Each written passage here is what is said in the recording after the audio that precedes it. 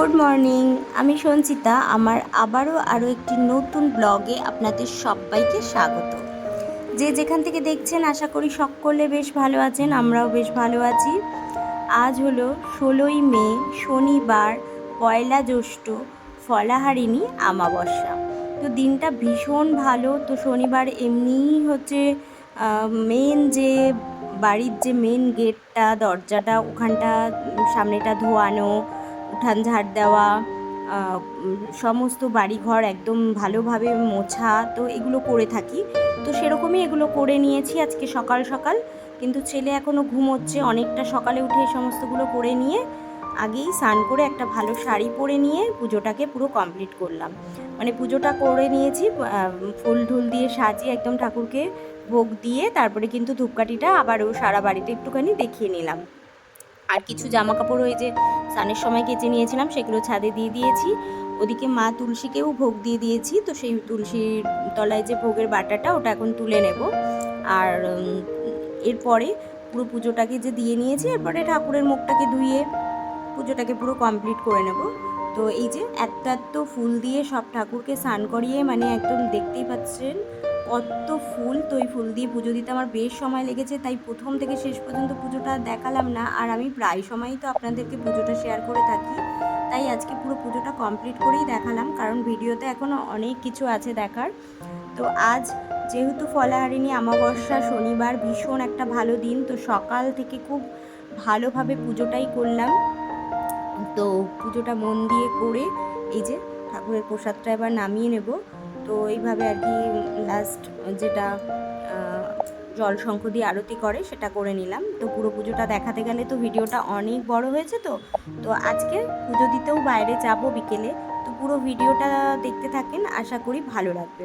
আর এই যে দুপুরে রান্নাবান্না করেছিলাম, ঝিঙে আলু পোস্ত, ডাল, ভাজা, এই সমস্ত। তো খাওয়া দাওয়া সেরে আবারও একদম 6:45 বাজে সন্ধ্যা পুজো দিতে চলে এসেছি। তো আজকে পুজোরই বিশেষ, মানে পুজোর ব্যাপারগুলোই আপনাদের সাথে শেয়ার করব বলে অন্যান্য কিছু বেশি শেয়ার করলাম না। তো এই যে আমি মানে তাড়াতাড়ি করে এসেই আগে ছোবার ধুনো ধরিয়েছিলাম। তো ধুনোটা প্রায় ধরানো মানে শেষ, নিভে গেছে। এই যে ছোবাগুলো পুরো বাড়িতে দেখিয়ে এসেছি নিচে।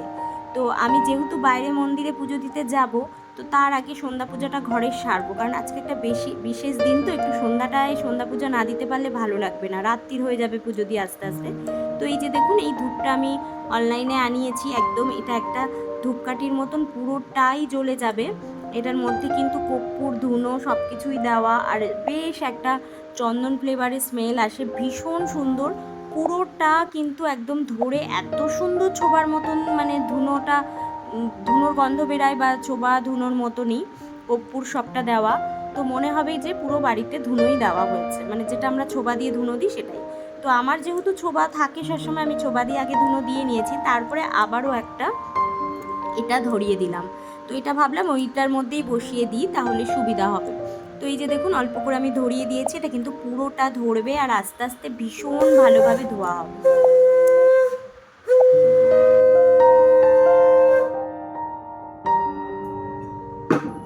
এরপর সমস্ত ধূপকাঠি প্রদীপ দিয়ে একটুখানি দেখিয়ে দিলাম সব ঠাকুরকে। তারপরে কিন্তু তুলসী মঞ্চে প্রদীপটা দিয়ে দেবো, যেটা সর্ষের তেল দিয়ে একটা প্রদীপ তুলসী মঞ্চে দিতে হয়, তো সেটা দিয়ে নেব। তো এই যে বাইরেটা দেখুন, এখনও বেশ আলো রয়েছে, মানে সন্ধ্যা হয়নি।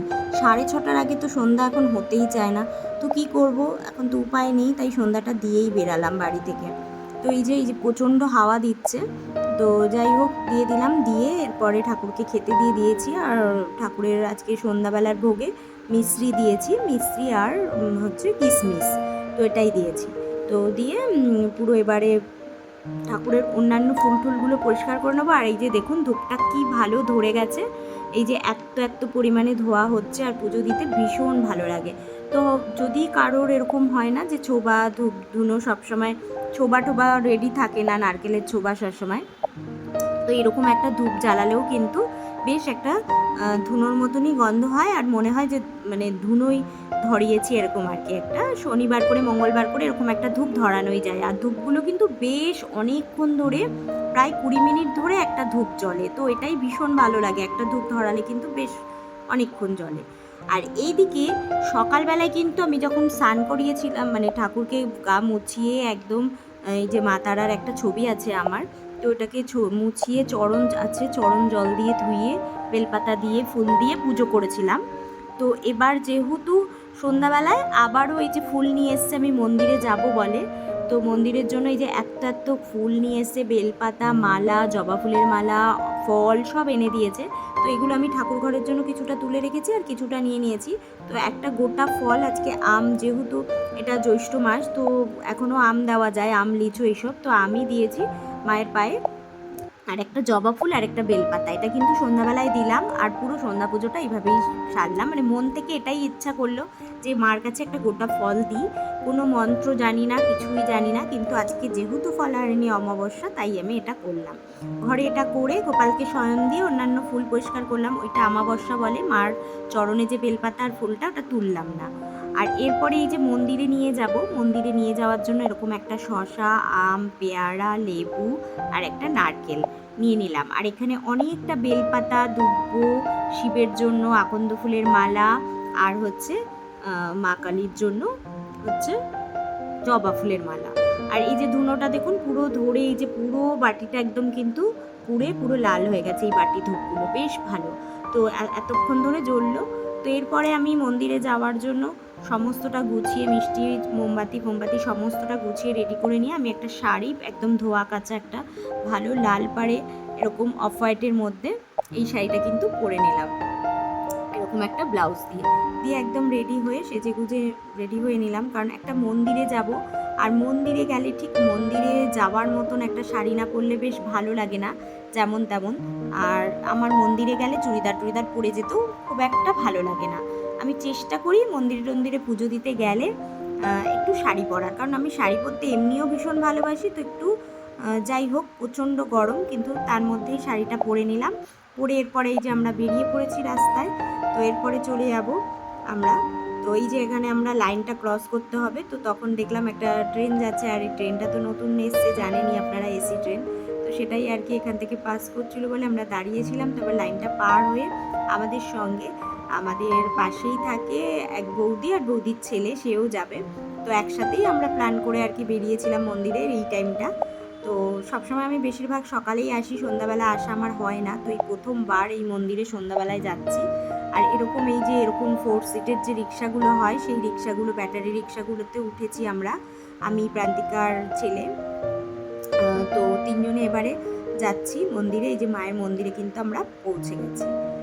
তো প্রচুর ভিড়, যেহেতু আজকে সবাই পুজো দেবে, মানে প্রচুর ভক্ত আর কি। শুধু আমরা একা আসবো, ফাঁকা পুজো দিয়ে দেবো, তা তো হয় না। প্রচুর লোকজন এসছে, পুজো হচ্ছে। আর এক একজনের কাছ থেকে আস্তে ধীরে খুব সুন্দরভাবে, যেমনভাবে এই মন্দিরে পুজো হয় ঠিক ওইভাবেই কিন্তু প্রতিটা মানুষের একইভাবে পুজো দেওয়া হচ্ছে। এই যেরকমভাবে দেখুন, এই যে মিষ্টির প্যাকেট থেকে বের করে খাইয়ে দেওয়া, মালা পরিয়ে দেওয়া, তো এগুলো ভীষণ ভালো হয় নাম গোত্র বলে। তো যে কারণে এত ভিড়। আর লাইনটা দেখুন কতটা লাইন পড়েছে, বিশাল লাইন। তো এই লাইনে হচ্ছে যখন আমরা এসেছি, অনেকটা লাইন, প্রায় 500 লোকের পেছনে আমরা আছি। তো সেইখানে হচ্ছে প্রান্তিকা দাঁড়িয়েছে, আর হচ্ছে ওই আমাদের যে পাশের বাড়ির যে বললাম যে বৌদি আর বৌদির ছেলে এসেছিলো, তো ওই বৌদির ছেলে আর হচ্ছে প্রান্তিকা দাঁড়িয়েছিল। আর আমরা মন্দিরের সামনেটাই দাঁড়িয়েছিলাম, আর দাঁড়িয়ে এরকম বিভিন্ন ধরনের ভিডিওগুলো করছিলাম যে সবাই কিভাবে লাইনটা এগাচ্ছে, কিভাবে পুজোগুলো হচ্ছে। তো এই এত লোকের ভিড়, এই যে লাইনটা আপনাদের সাথে একটু শেয়ার করছি যে কত। এরকম অন্যান্য আরও আমাদের আশেপাশে মন্দির আছে জাগ্রত, খুবই ভালো। তবে এই মন্দিরটাতে পুজো দিয়ে অনেক শান্তি, এটাই হলো মেন কথা। কোনো হুড়োহুড়ি করে না ঠাকুরমশাই, প্রত্যেকের জন্য একই রকম নাম গোত্র বলে, যে যেরকম মিষ্টি ফল যাই আনে সেটা ঠাকুরের মুখে মানে একদম তুলে ধরে, মালাটা পরায়, নাম গোত্র বলে পুজোটাকে একটু ধীরস্থিরভাবে করে। তো যে কারণে হয়তো এখানে একটু বেশি ভিড়, আর প্রচণ্ড জাগ্রত। তো আমি বলবো যে তোমরা ভিডিওর মাধ্যমেও যারা এই মায়ের দর্শন পাচ্ছ, তো তোমাদের মনের যা ইচ্ছা, মনের বাসনা তোমরা কিন্তু প্রকাশ করতে পারো। তাহলে কিন্তু তোমাদের ইচ্ছা পূরণ হলেও হতে পারে। কারণ এরকম অনেক ইচ্ছা পূরণ আমার এই মন্দিরে এসে হয়েছে।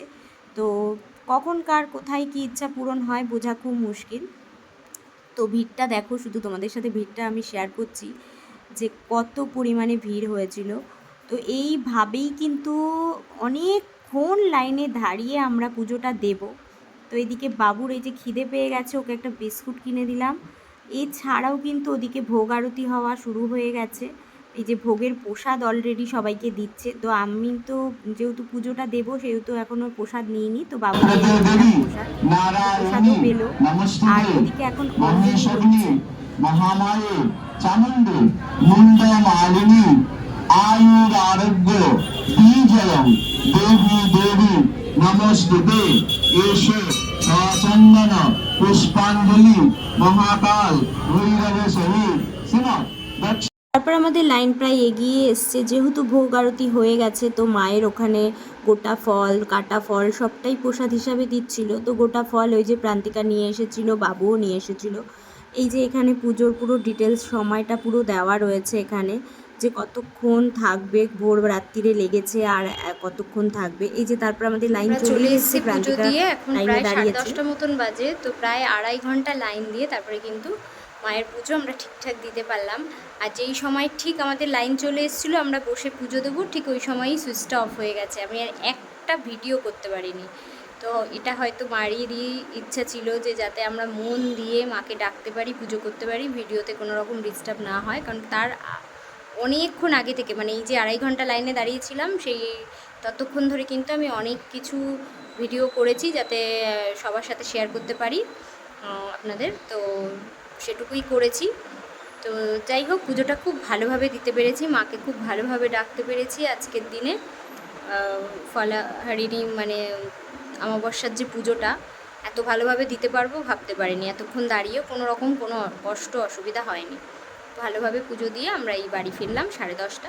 তো এখন রাতের রান্নাবান্না রয়েছে, এখন খাওয়া দাওয়া করবো। এই জামাকাপড় চেঞ্জ করে নেবো, শাড়িটা অনেকক্ষণ পরেছি, এখন ছেড়ে নেবো।